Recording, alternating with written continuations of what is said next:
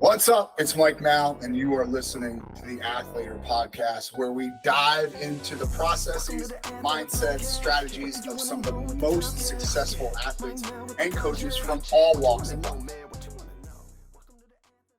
It's Mike Mal, Athletor Podcast, coming at you. This week's guest is none other than head coach at UTC, and that's Kyle Ruschell. Look, one of the things that he speaks about the most is Barry Davis and his impact on his life, not just wrestling, on his entire life while he was at the University of Wisconsin. We also get a lot into some of the ways that places like UTC are thriving, not just surviving, during this whole era of NIL fundraising and the transfer portal. All that and more coming up on the podcast. Don't go nowhere. Hey, everyone knows that wrestling is 90% mental. We're super excited to have partnered with Wrestling Mindset, the #1 wrestling-specific mindset program in the world. Make sure to sign up at wrestlingmindset.com using promo code Athletor25 for a $500 discount. Stop underperforming and losing to guys that you should beat.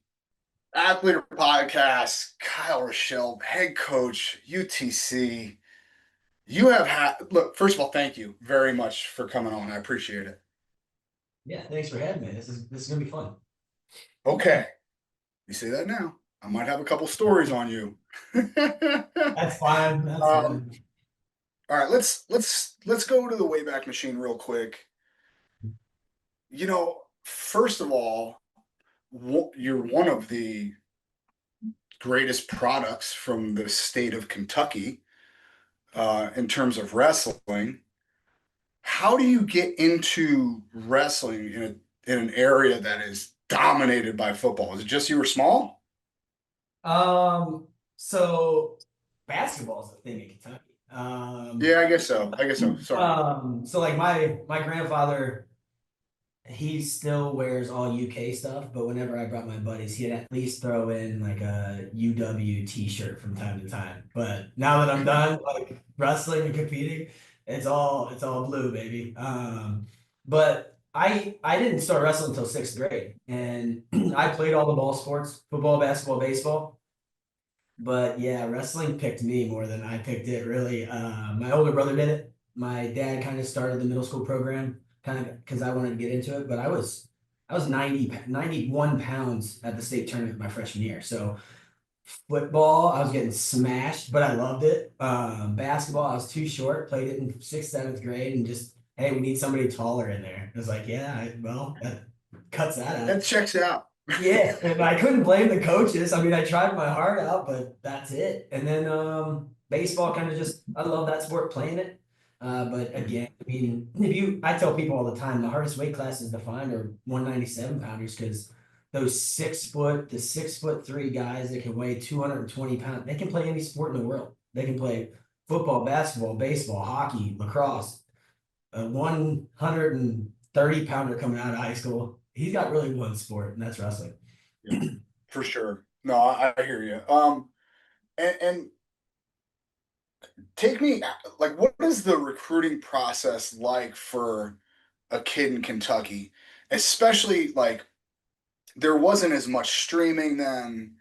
It's not like these coaches, like Barry Davis couldn't watch every single one of your matches, but obviously you piqued his interest somehow. Did you reach out to him? How did that recruiting process start? So it's funny story. My mom always recorded my matches, and she screamed a lot. So she would record them and then transfer them onto VHS tapes, and then we'd send them out. But she would record them with no sound, so the coaches wouldn't hear her. Wouldn't know that she was crazy. Yeah. And then so we sent those out. And my dad would write 125 pounder for life on it, because again, those are bold statements, sir. Yeah, well, I didn't cut a single pound for my first 3 years of high school for 103. And I was that small. And so, Right. Of course, that's what we all thought I was going to be. You ask Barry Davis now, he goes, "Oh, I knew you were going to be a 49 pounder." I'm like, get out of here. I was 5'3", 130 pounds walking on campus. Come on. But my process, yeah, it was different back then. Senior nationals was huge. So like that's when Metcalf and I think it was who was it? Metcalf and Schlater were in the finals. Everybody Well, was every college, they had 30 stations where college coaches had a table and you did meet and greets with those colleges. And it was just a different time, right? mhm. And so I think back then it was all about relationships across the country and just really verbally saying, hey, can I rely on this kid? And I think relationships are still very important, but you can see the kids now too, right? You can get around them, you can watch them, you can fly, you can get in contact or see them. But for To me, your, and I don't mean to interrupt you because I do want to get back to this, but to your point, I had a NCAA coach last night. He sent me a screenshot of an application, like the whatever questionnaire you guys have. Everyone has them on their yeah, website, and he texted me, "Hey, can you tell me a little bit more about this kid? Good kid, blah blah blah." The general questions. right, I didn't get back to him at yeah, all. And about 2 hours later, he sends me another text and goes, "Okay, enough said." And that is yeah. cultivating. I mean, it is what it is, right? That's cultivating a relationship. Now, next time when somebody comes across his desk that really does love this sport, Mhm.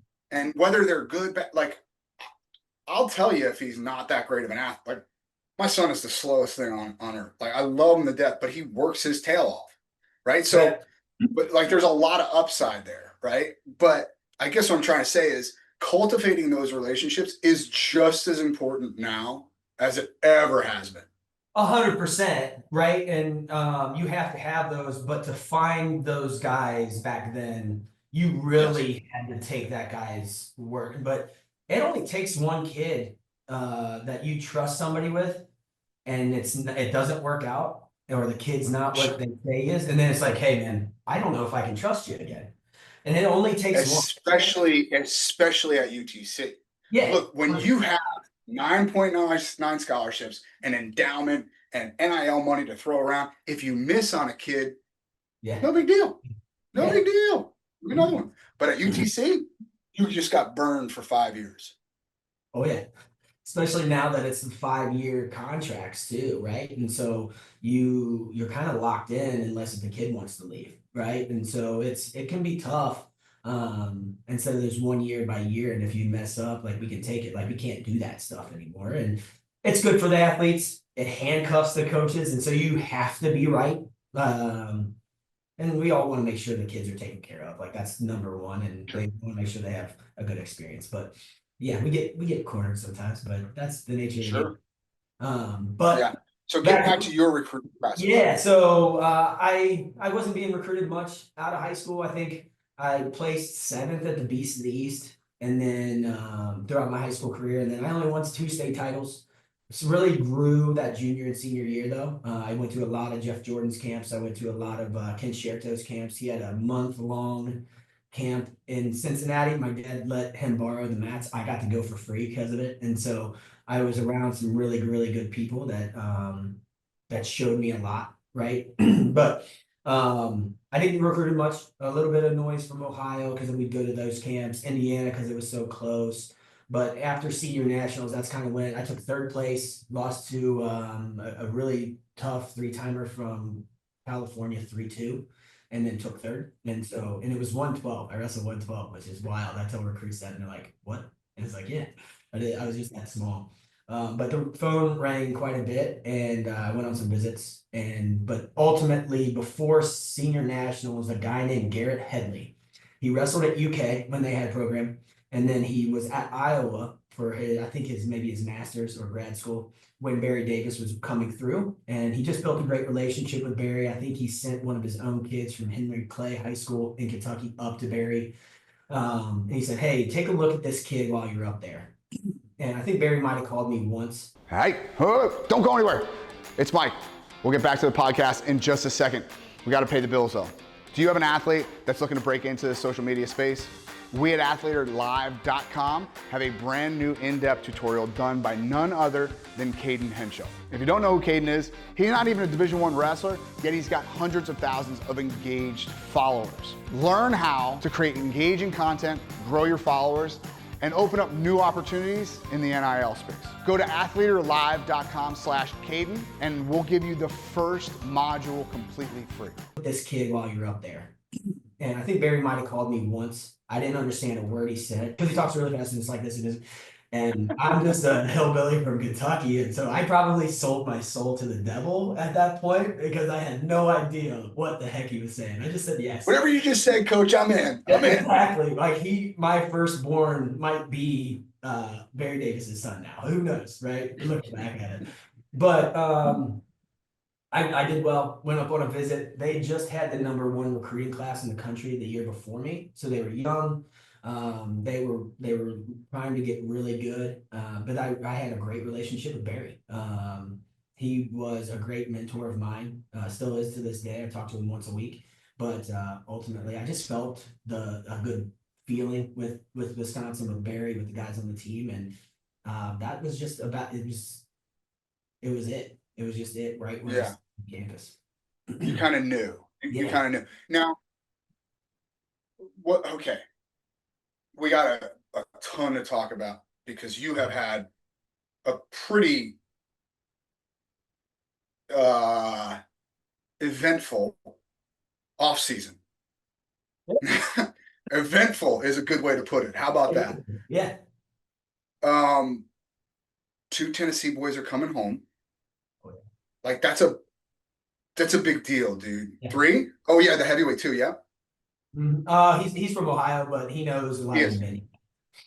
Okay, so on this podcast, we have kind of just been so granular on how Iowa picks up this guy in the portal, and they're spending a boatload of cash on this guy in the portal, and what we sometimes neglect is that this can work. This portal thing and NIL can work.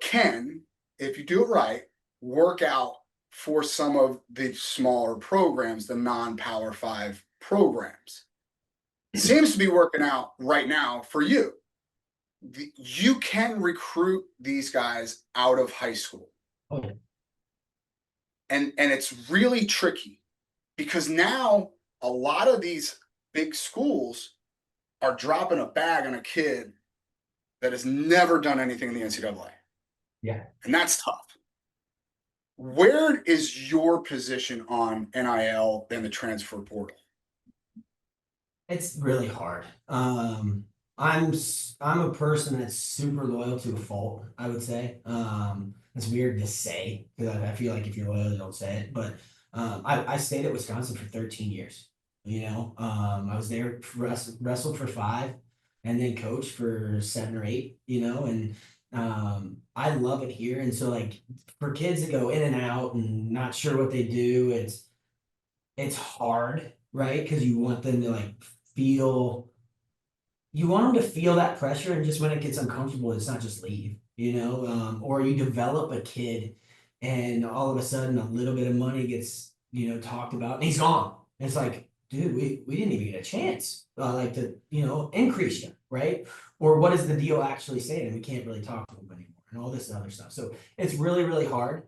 What we kind of focus on is the relationship from the high school level all the way through, and we don't burn that bridge, and just let them know we care about you as a person more than just an athlete. And if it doesn't work out there, give us a shot. And that's kind of what we're seeing on the tail end of it. They're going to these big schools and maybe they get recruited over, or maybe it's just not a good fit, or maybe, they're just not getting the attention they want, whatever it is, money, whatever. Mm-hmm. Right? Then they're like, hey, you still like me? I was like, yeah, I mean, you chose another school. Yeah, that stakes that you Just because you were wearing a different color, dude? Yeah, but I'm not gonna hate a kid for a choice, right? And so we continued those relationships, and so we're getting them more on the tail end because we haven't NF these kids as they left. And then our true colors actually come out and say, hey, we actually do care about you, not just because of an athlete. And that's what we're excited about, getting these guys back, and they know who we are as humans, and we want to develop them into, the best they can be on and off. Okay. And this is all these questions are going to lead back to that last one. Yeah. But how would you rate on a scale of 1 to 10, 1 being awful, 10 being the best? How would you rate Barry Davis as the CEO type college head coach? Nowadays compared to, when I was in college, because it has drastically It's changed 100%, but I'm just It's talking about. changed it's changed in the 7 years I've been here. There's something's always happened since I've been here. COVID, the shortened season, NIL, transfer portal. Now the revenue. It's like, House settlement, rev share. Like and it's when I it's first started coaching, I went to the leadership committee, and they kept on saying like coaches need to be more CEOs, and I fought it. I was like, no, we're wrestling coaches, and we just need to care about the kids, and everything else. I was an idiot. Like, I was just dumb and young, and I thought I could just be a coach, right? And like, I just want to be in the wrestling. If you want that, be an assistant coach all day. It's the most fun. It's like you get to like just focus more on the guys. You got responsibilities you got to do, but you really, really get to be more of a coach. But to go with that, I love Barry Davis, and I'm honest. I would say nowadays he's probably 6.5 to 7. right. Just because of all the things that are new and different, and like he's so good in the room. Like his technique, like still to this day, I'm like, God, Out of this world. It's like, it's out of this world. I did 2 hours of tech with him one time, and he was blowing my mind. right. Blowing my mind. But when it comes to like transfer portal and all that type of stuff, like I just he's not there because he grew through the 90s and 2000s before all that stuff. So that's the only reason I'm saying probably like a 7. No, and I know that was a loaded question, and you know it, and that's Yeah. and the reason that I ask it, is because it's very easy to see Rob Cole's Yeah. coaching tree, right? Mm-hmm. You had a wrestling coach as a head coach. Mike Gray had a CEO as a head coach. Those are very different skill sets, and those are very different mentors. Absolutely. How did you, because you have to be more of a CEO as the head coach of a major institution, how did you learn to flip that switch? I would say trial error, losing, like all of that. Like we haven't won we tied conference one year, but Yes, your sister. yeah, it's like it's not good enough. And so if you're not adapting, you're dying. It's just like in wrestling. If you're not evolving, and I mean, Burroughs came out and he's double legging everybody, but he developed a single leg. Like you have to continue to develop into a better version of yourself, and through losing and through time and through all the things that are coming through, if you're not getting a little bit better and finding mentors or books or whatever it is, you're not getting any better, and you're just going to fall to the wayside. And so a lot of that's trial and error, listening to guys like Tom Ryan speak, listening to Rob Cole speak. I mean, we stole one of his ideas. We have our guys call our alumni and donors on our Mox Give Day and just build a relationship. And typically they call the same one, so they have that relationship. But also I have them pick up 3 or 4 new numbers and say, hey, whether they're from hometown or whatever, make them a Mox fan. And so I picked that up from when they did a documentary, I think on Flow, about Rob Cole, and they I remember Nation Garrett got like picked on a little bit. They had some kind of video on it, and I was like, that's a really good idea. Why don't I steal that? Mhm. Nothing I've ever Yeah, done is my own. And I think it's a compliment to others, but also like I just steal from other people that I think make sure. it work. And I mean, I think that's Absolutely. what life is, No anyways. question. I mean, you have to, right? I mean, the template was made by the Rob Coles of the world, right? Yeah. I mean, Gable had funding. John had funding. Like, Mhm. like he Cornell did not have funding at No, all. Like they were not funded well at all. So he created the template. he is a Was mastermind. there he He's really is. No, we've remarkable. spoken to him on numerous occasions about that specific topic. And he he is like he's kind of a genius on it. And his creativity in it is really important as well. And I think that goes him and Dresser, it kind of goes by the wayside because they're pigeonholed into the CEO role. But what you don't realize is those guys can be so creative with the ways that they generate money. It's pretty impressive. Right. But getting back to you, was there one loss or one kid that you lost or one recruiting battle that you lost that made you say, I got to change now? I got to change now. They all hurt. I'm just not the person that throws out this big net and Mhm, says, okay, let's reel all these guys in, and first three that jump on the scholarship we're taking. One, I don't think we're the school that can do that. mhm, We have to build the relationship. And if you do that, I mean, we all want the best recruits. And if I do this big casting net and I bring in 50 guys, I'm wasting money. Like, just, mhm. it's not cheap to get to Chattanooga. It just isn't, right? Nope. Unless they're from the Southeast. But I wouldn't say it's just one. I think the ones that hurt the most are the ones that you have and you've developed a relationship. And then it's just like, they want to transfer because of money or something like that, or because of the bigger school. And it just, those are the ones that hurt the most. But I think it was just over time and hearing certain things from certain recruits. Again, I try to build that relationship that we can hear, hey, why didn't it work out? Like, what was it, strictly money? And usually that's not the case. It's especially if it's a bigger recruit, we match, right? Or we give them more money on the front end or back end. It's whether they don't like us. And I think that's few and far between, or the guys on the team or whatever. We try and get back that feedback, but there was one that has been constant since I've been here is our wrestling facility wasn't great. And that's Mhm. changing this summer.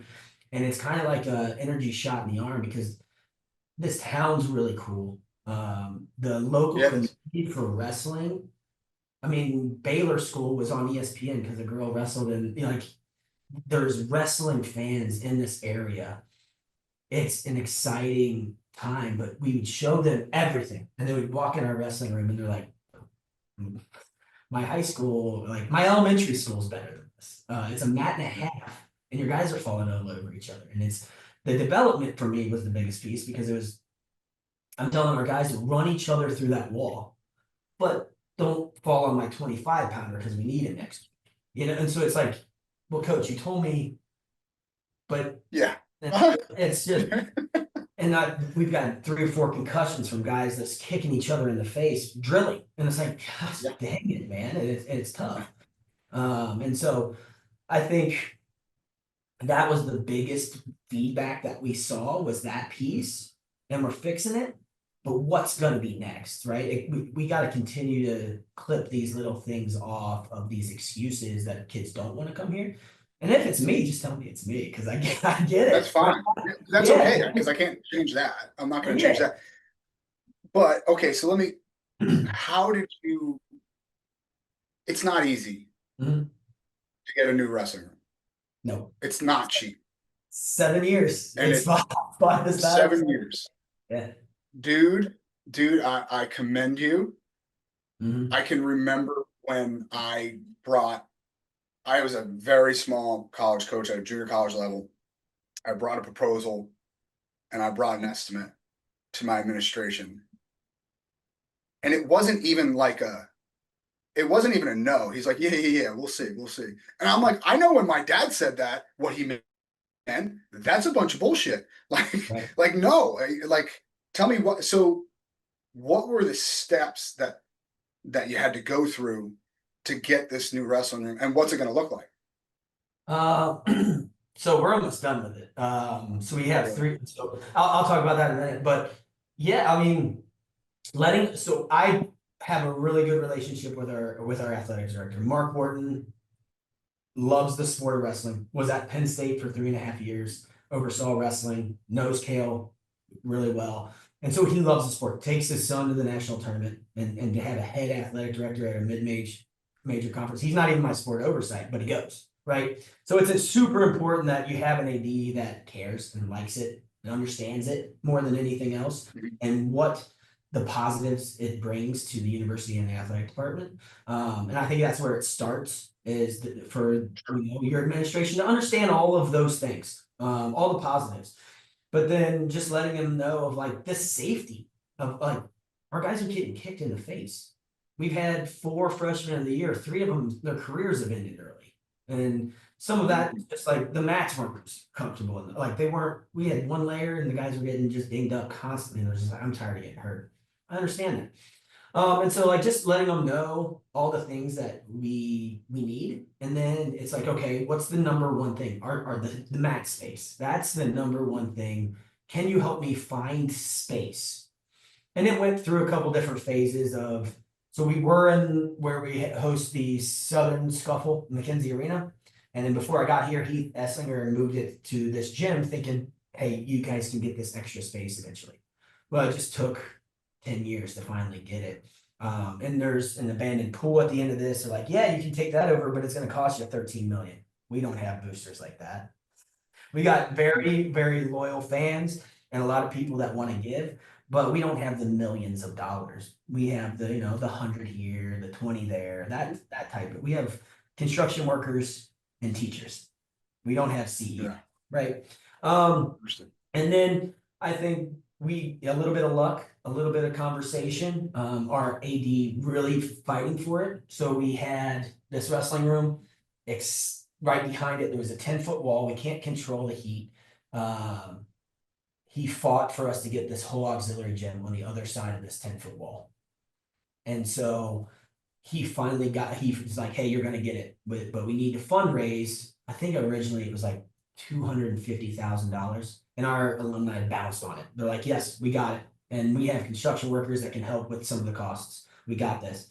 But then, our locker room needs updates and we need all this other stuff. And so we're upwards of about 850 over the next 5 years with commitments. And that's going to cover and make us, viewing the wrestling room, I think it's a top 15 wrestling facility in the country.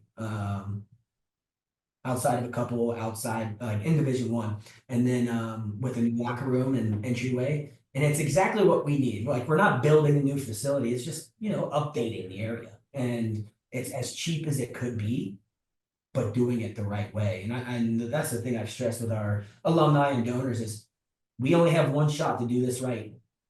Let's not skimp on, the little things. Let's make sure that this is a mecca of wrestling in the South. And every kid down here is like, I want to wrestle at Chattanooga.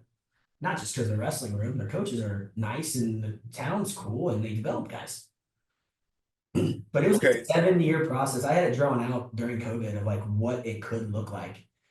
And we're finally just getting there. First of all, congratulations, because it seems to me that's the last piece to the puzzle. It's taking away a kid from Florida, a kid from North Carolina, a kid from South Carolina, the gems of the Southeast, and it's taking away their objection, which is, well, I don't want to go to a wrestling room where I'm going to be stepped on every day. I don't need all that. So it seems like that's the last cog in the wheel. Yeah, I mean, constantly there's going to be more, right? You got to keep on, we're not 9.9.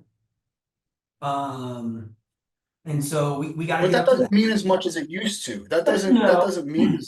It does. I was listening to Ned on your podcast too. It's like every school has a little bit different. Like our financial aid office, like academically, like there's not a lot of support there. And so we have to find different ways, whether it's an IL, like those things can be taken care of. And that's why the Mhm. wrestling room was number one on the list and not Sure. scholarship or NIL or anything else. The wrestling room is where your heart is, right? And so like the town could stink and there could be nothing around, but if you have a nice wrestling room, kids are going to hang out in there and think it's the best thing in the world, right? And that's where your Live in development, Stillwater. and that's where your relationships with your coaches happen, and that's your home. And so that's the number one thing. And you're right. I think that was the biggest cog in the wheel.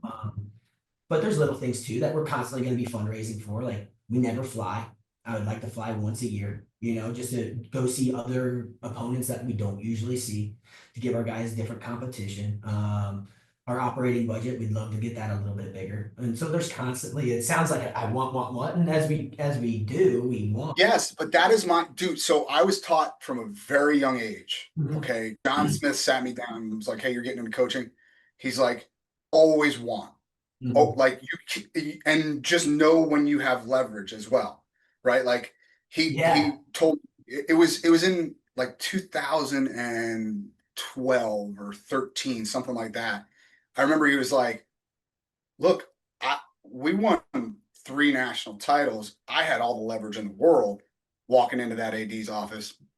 Maybe not as much right now. So my Yeah. wants are prioritized, but I still want. And you Right. you have to take that approach as a head coach. Yeah. And I think that was one thing to Barry Davis's detriment, and my own is I don't need your help. I don't. Yeah, I hate asking for it. I can do it myself. Like I need help, but like we can handle this. Like I'll figure it out. And I think that's wrestling in general, but I want to you want to stay off the AD's desk, especially negative stuff, right? You don't want to have it's wrestling again, right? Whether it's a kid hmm in jail or a kid cheating on a test, whatever it is, you want to stay yeah, off your AD's desk. But the squeaky wheel gets the grease too, right? yep, And so you have to let them know. You build a relationship, let them know what you need, not what you want. And the wrestling room is what we needed. I right, want a bigger budget. I yeah, want to be able to fly. And so I didn't bring those things to him. I said, right. I need this. And I Yeah. continually built the relationship and said, like, this is what we need. And that's what you have to. And now that that one's off the list, the wants become needs. Right. They Yeah, do. exactly. Exactly. You know, the wants become the needs. Look, we need to talk about fundraising a little bit more. Again, I brought it up on the last podcast, but it's worth repeating. There are 3 different buckets generally that most head coaches try to fill. It's the look, the $1 million donors. It would be nice to fill that bucket. Not everyone has that. On A the low million end, dollars would go a long way here at Chattanooga. So if there's any for audience, sure, it would. It would. We're putting together a course on fundraising, and this is yeah, it's applicable. There's also the lower end, which is the subscriptions, right? Like I know some coaches sell newsletters or whatever, and that's 20 to 100, $200 a month type of thing. But there's this mid range that is so valuable that I don't think gets enough credit, and that's like the 1,000 to 5, 7, $8,000 donors. How do you go about pulling those people in? yeah. Because it's not easy. No, and I'm no expert. Like I it's understand. Right. it's really tough. I would say that's the majority of we have two very generous donors that came through the Ethan Reeve era, and they won 5 conference titles. Coach Ethan Reeve, like he is a legend in this area. I meet with him at least once a month. He was a 2-time All-American at UT Knoxville.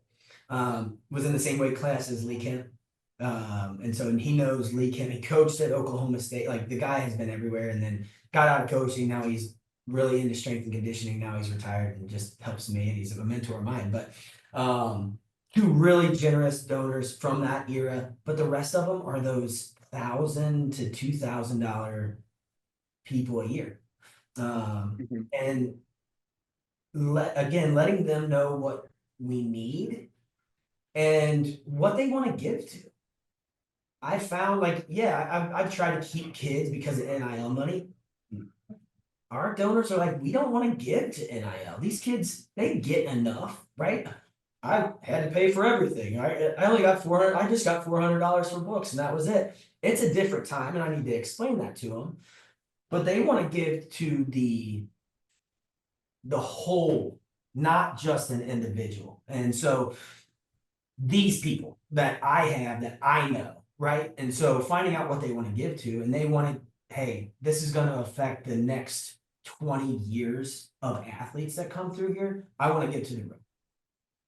I want to give to your nutrition for a year. You know, that's affecting Your, the entire team, not just an individual. your travel budget. Yeah, right. That's affecting your results and what they need, right? And so I think those, it's not so specific, but you will find people as, hey, you want somebody, let's go get them. And I think we're finding those people that can give, a couple grand here or there to, NIL collected and all that type of stuff. But what I'm finding with my alumni right now is they want to give to the whole, they want to give it to, our program, and that's why they're giving, right? They understand the Sure. need, why, because I explained it to them, and it's taken 2 years, 3 years, 7 years for them to understand that. Because at first they're like, in the 1960s, we wrestled in that wrestling room.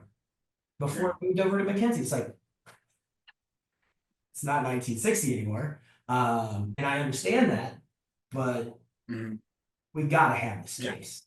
And so Sure. I think knowing what they want to give to and where their heart is, and then letting them build that relationship with the people that, are in there. So like our guys on the team, I make sure that our guys try to shake the hands of every alumni that come in. I try and make sure they do that same thing with every recruit, every coach, everybody, like our guys. Hey, somebody's walking in our room to watch you wrestle. You should be grateful for that, right? Go shake their hand, find out who they are. Heck, it might lead into a job interview one day. You never know. Yeah. So Yeah. that's my biggest piece was where's their heart, and because that's where they're making money. But how do we expand that net? Right. Mhm. So my goal with this whole project of Mhm. the fundraising course is to help coaches expand their network of fundraising.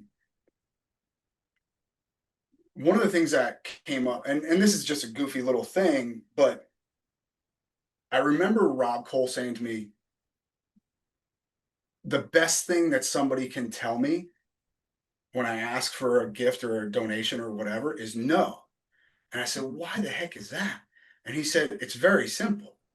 They feel bad about saying no. And my next question is, okay, awesome. Who else do Yeah. you know that might be able to help?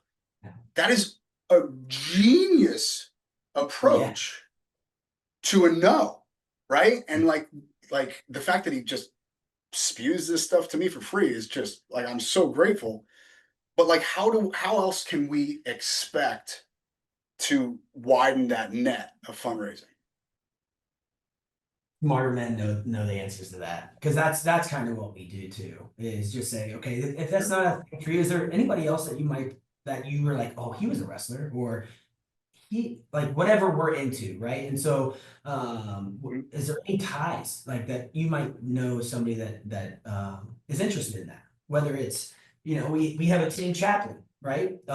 Is somebody interested in supporting that individual? We have an RTC with Noah Castillo who's going to stick around and train for Puerto Rico, and so it's like, is that individual into that? And so you try and lay it out to those a couple of donors that you think, okay, this is all the things we've got going on, especially the ones that are already giving, because they're already invested, and so they want to give you Sure. more names. And so it's like, okay, do you have like 5 more people I can reach out to? And then it can kind of like, that's how I've casted my net a little bit. I got to continue to get better at it. I mean, we're a staff of 3 people, and so if I had more time, I got 2 young ones too, a 3 and a 1-year-old, and like I can work all day and I get really into it, but I got to do a better job of being a dad too. And so, um, it's that dividing of your time. And so I try to make sure I stay as organized as possible.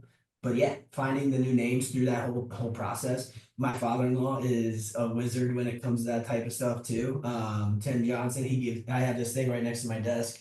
Um, there's what, two, four, five no oriented questions. So is this a bad time? So like you get somebody on the phone, you can first thing, hey, is this a bad time? And it's either a bad time or it's not. So it's just like, Mhm. no. And if it's no, it's like, hey, is there another time that works best for you that we can talk about, Chattanooga wrestling or whatever it is?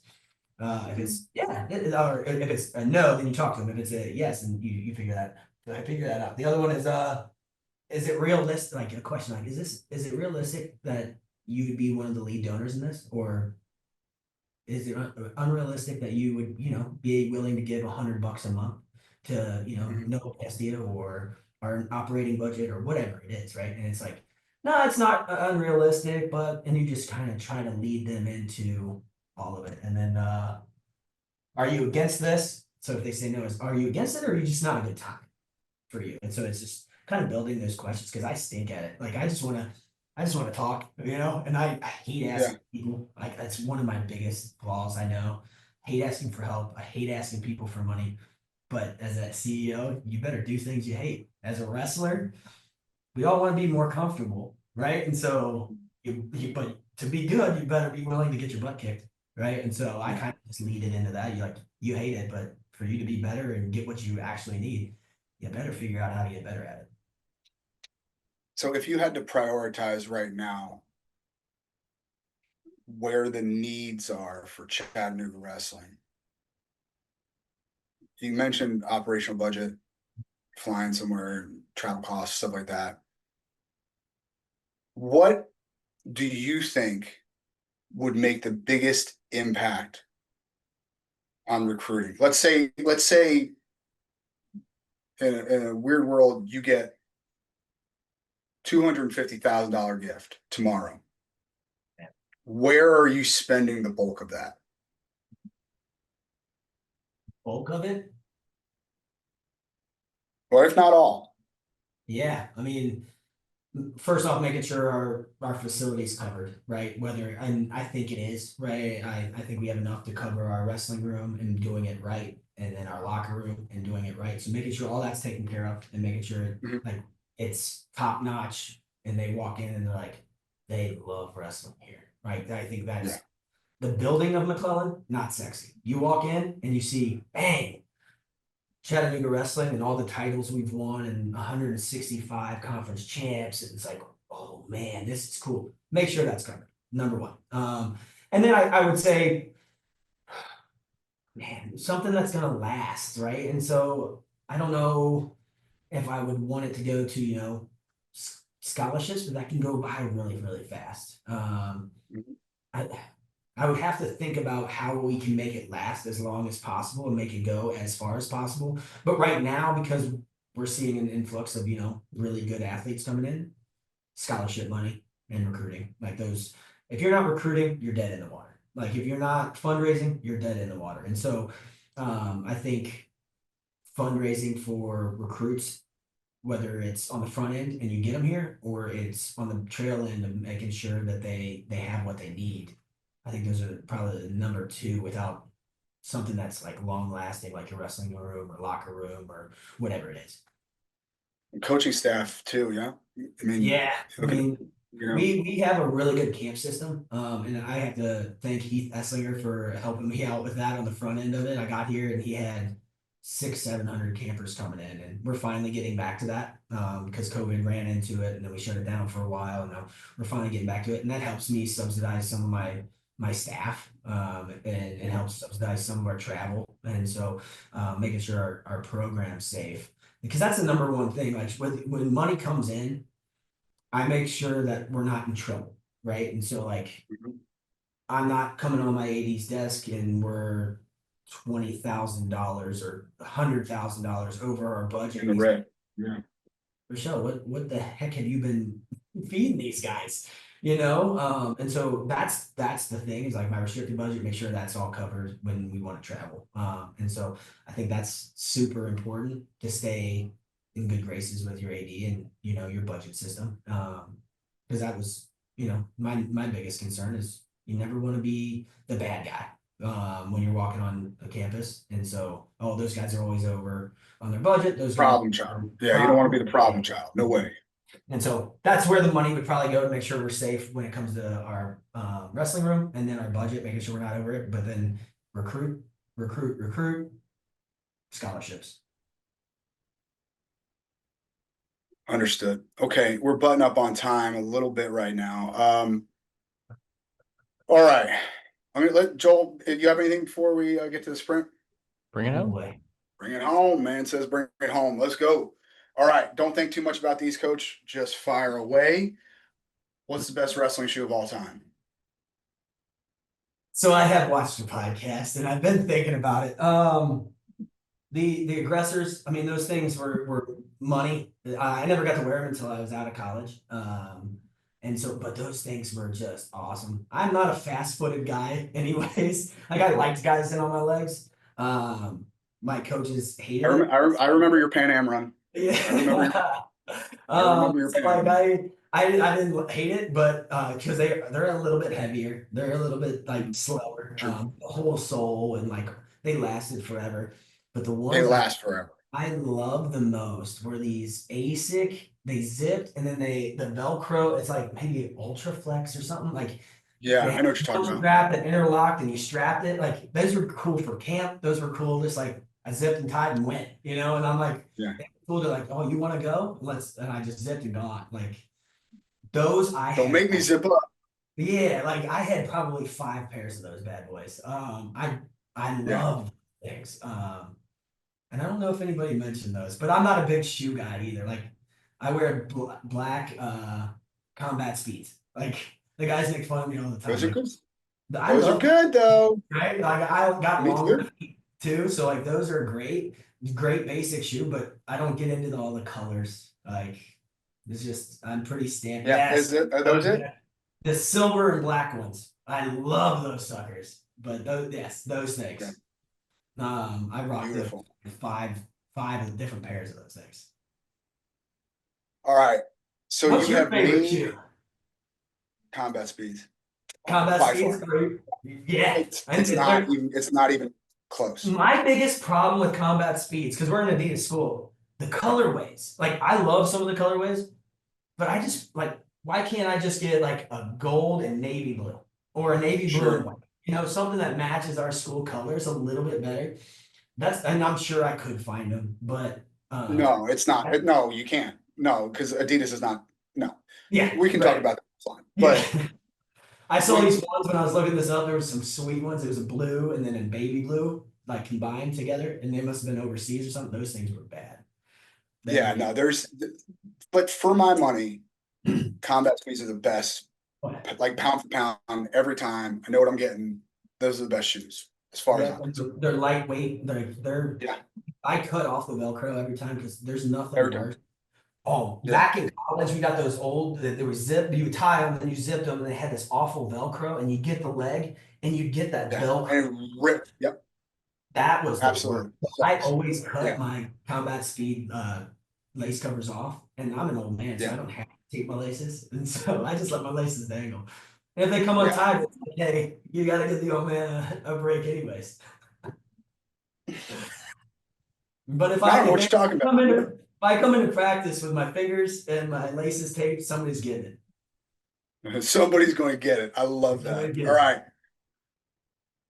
We talked about your transformation from in-room coach, being a bit stubborn about wanting to become a CEO, but finally understanding that the evolution has to occur. Is there a book that you can recommend to younger coaches that kind of helps along that way of evolution? The ones I've focused on aren't for me. The books that I've focused on have been more for my guys, whether it's their psyche, it's like their development as a human off the mat. I guess I'm maybe dumb to it that I just worry about them way too much. Like I go to church Fair and enough. I apply it more towards the guys on the team than I do my own marriage or me being a dad. It's like such a downfall. Like I gotta have some kind of like balance, but dang it, I'm a wrestling coach, you know? So Sure. the book that I've really loved and I probably bought 4 or 5 of them and handed them out. It's called The Freshman. Um, and actually I got it. No, Joel, bring it up. Don't worry about it. I got it right here. Oh, there you Chad go. Simpson, and I Me think to he it. put 15 lessons to ace the next semester of your life. But it's about like this basketball player that goes to college and he's trying to figure it all out, right? And it's Mm. 15 different lessons. And this basketball coach, he's a walk on, but he can't stay on after a semester because he can't afford school and he gets into trouble. And he just like filtering through his freshman year and all the things, and it's just a good jam-packed book. It reads well. It's not long, so like these guys that are studying and there's so much that they're involved in. If I give them a long book to read, like, coach, I got all this other stuff too. And so I try to have quite a few of our freshmen read that first semester and come in and be like, hey, this book actually applies like pretty darn well. It's not going to hit everything in your life, but man, like you can learn a lot from it. And so I think that's the number one book I probably recommend to coaches to read, but because you learn on the backside of it, right? Sure. I watch, I watch TV shows or I read books, and it's like, okay, this book isn't reading to me, but me as a coach, this is what I'm trying to apply it to is for this guy. And so seeing how they can develop and how I can help is a good thing. And so I recommend that book to a lot of our guys. Love it. Okay. You only get 4. Yeah. They got to be American. Yeah. You know what's coming. Yeah. Who's on your Mount Rushmore? Well, again, I've watched quite a few of these things, and like I feel like they're all very similar. It's like, can we do like I don't know, let's do something specific, like make it more specific, like No, that's the point of it. It's the impact. It's the impact. yeah. Overall impact. So I didn't again. I don't remember wrestling before 2000. Okay. I didn't get into it. Like I remember my first college match I ever saw in person. Tom Brands was at VTech. Oh, yeah. And he was coaching against Ohio University. And Jesse Donenworth, who was our trainer at Wisconsin for 5 years, is now Iowa's trainer. He was at VTech at the time. I watched Tom Brands say, "Give me the rule book" to Jesse. Jesse grabs it, finds the rule in the rule book, hands it to Brands. Brands' match is going on. Brands yells at the ref, points at the rule, and flings it across the mat. Like that's the impacts that I remember, not what happened. Like John Smith, yes, like he is the like now that I'm Yeah. in it, he's the guy. Like him and Burrow, like those are so like it's down to 5 guys when it comes to that, right? Like Sure. I love following Bruce Baumgartner after the fact. Like the guy's an absolute Sure. savage, right? And like what 13 Yeah. medals? 13 medals. Like Yeah. it's unreal. But for me, it's like who had impact for me? Like it's completely That's all that matters. But like understand, like that's kind of what we're getting at. yeah. Right. Like we need to build this list of people so that they know who has made the biggest impact on everyone in wrestling. And Yeah. look, Tom Brand's throwing a rule book across the mat. Yeah. That's I impactful. haven't done that yet, but I tell my trainer, have the rule book ready in your training case. And so he always has it. So yeah, I mean that's the stuff like I never saw a college. That's the first college dual meet match I ever saw. I remember watching Cale Sanderson win his fourth. Like I remember that, but it was on TV in my dad's classroom. Like that's it. But for me, All right, so we got Tom Brands. um no, I'm not adding Tom Brands on there. Okay. All right. I'm just saying, like that's the type of stuff that Barry Davis Okay. is on there. Barry Davis. Okay. Looking back at it, like watching his films and how he competed, and I mean, he killed me for 3 years. And after college, I bet still to this day, I was in the best shape of my life. That man would beat me on an air dime. Like, it's something about those old Iowa guys in a Schwinn Airdyne bike. Those guys would go until the chains fell off of it. And they would go at a high pace. It's like, gosh, he's like, keep it above the 6.5 level, and you're just going for 30 minutes. Like, say what?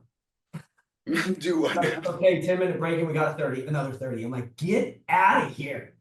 And he just cooked the whole time. And he's 5'5", 5'6", 5'7", maybe, like, and I'm 5'10". I should have some leverage. No, didn't matter. He cooked me.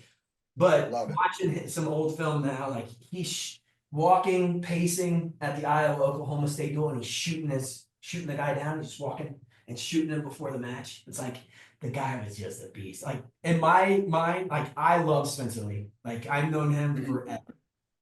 But the best lightweight in Iowa history, in my opinion, is Barry Davis.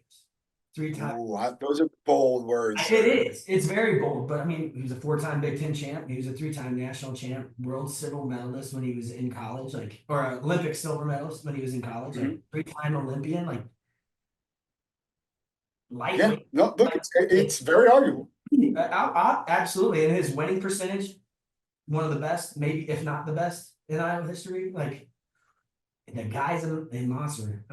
So Barry Davis, Donnie Pritzoff, another one. Like I had the best of both worlds. Barry Davis, he was like a second dad. I could go to him for anything. He showed me a lot when I needed my butt whooped, put in my place, yelled at. Donnie did it. Donnie did it. And I respect him. At the time, I hated it. But that man made me, I don't want to say cry, but tears in my eyes 5 minutes into drilling. And it's just like, he just wouldn't give me anything easy because he knew that's what I needed. It would take me 3 minutes to finish 3 shots. It would take him 30 seconds. He was like, all right, let's go. And I was like, no. My turn again, huh? Yeah. It's like, gosh dang. But his influence, like he was making the world team and placed 3rd in bronze in the worlds when I was coming through. I would go down to overtime and he'd be coached by Sean Gourmet and I'd follow along and I built a great relationship with those guys. I didn't want to practice one morning and I had a bad showing at a dual meet and he like yelled at me in front of the bus my senior year and he's like, you don't want to practice? That's the results you're going to get. And that's exactly what I needed at the time. Before Big Tens and Nationals, and I just thought I was, good enough, but I wasn't. It never was, but he held me accountable to it. So those two, throw my dad in there. Like, these are my coaches, and that's why I'm putting them up there. My dad's a man. Like, he's I think he's won 1 state title as a coach, but he started a wrestling program for me in middle school. He's taken over. He's done it for like 20 something years. Like, and he's steadfast, man. He cares for the kids. Barry Davis, Donnie, my dad, those are guys I want to emulate as being a coach. Like, I want to save kids. I don't want, like, he's so good at saving the kids that need to be saved. And that's the kind of coach I want to be, is like caring for the guys. Like, and Barry is like, I want to be this guy that after my freshman year, I lost in the round of 12 by riding time. And he just sits next to me, gives me a hug, puts in for like 20 minutes, just chills with me. I lost by riding time, round of 12. And he didn't need to. He'd been mad or whatever. And he just sat there, Pritzlaw, he just put his foot up my butt, but he cared to. And so, like, my dad was the same way. And then the fourth, that one's tough. I had 2 really good high school coaches as well that did a lot for me. 3-time Kentucky State champ, Rick Barker. And then the last All-American out of Kentucky before I was, his name was Dave Barnes. He wrestled for Miami of Ohio, was an All-American, took 8th, I believe, around my weight class. And he just kind of like showed me what it looked like to drill. Showed me my first snatch.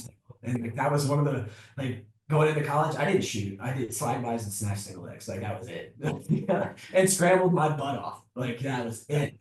But I would probably say Rick Barker, because he's still like, so I saw him this weekend on my dad's 4th of July party. Like, we'd go on bike rides, we talk through positions. He just taught me so much and he sacrificed his body. And so I'd say 2 people know about, 2 are for me, right? And so that's my but you got to know that that's really important, though. Like, it's not always about John, Gable, Kale, JB. Right.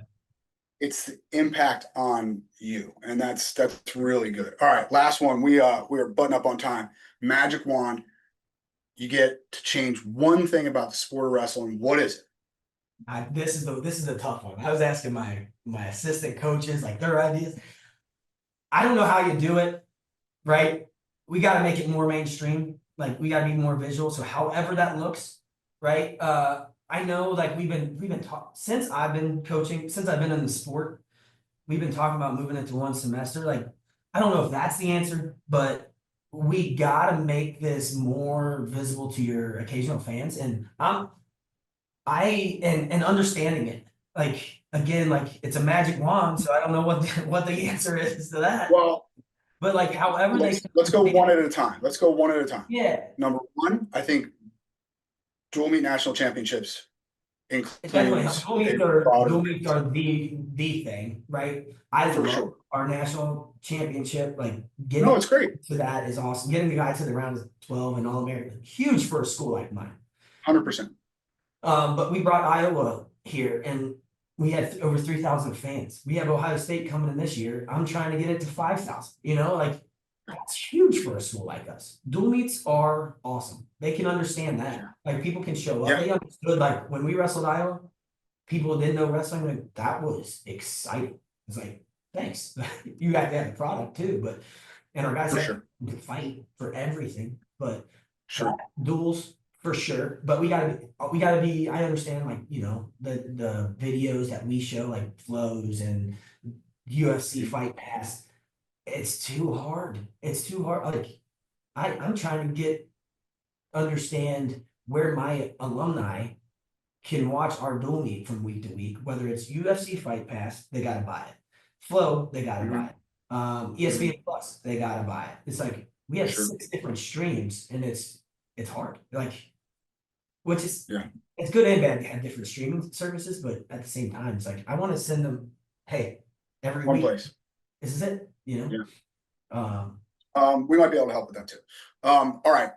Thank you very, very much. I really appreciate it. I can't thank you enough. I know you guys are super busy, especially in the summertime. You guys are recruiting everything. Thank you again for your time. I appreciate it. No problem. All right, brother. I'll talk to you soon. No problem. Wait. Don't go anywhere before you hit that next button. If you enjoyed listening to this episode, do us a huge favor. Click that subscribe button. And if you're so inclined, leave a review and share it.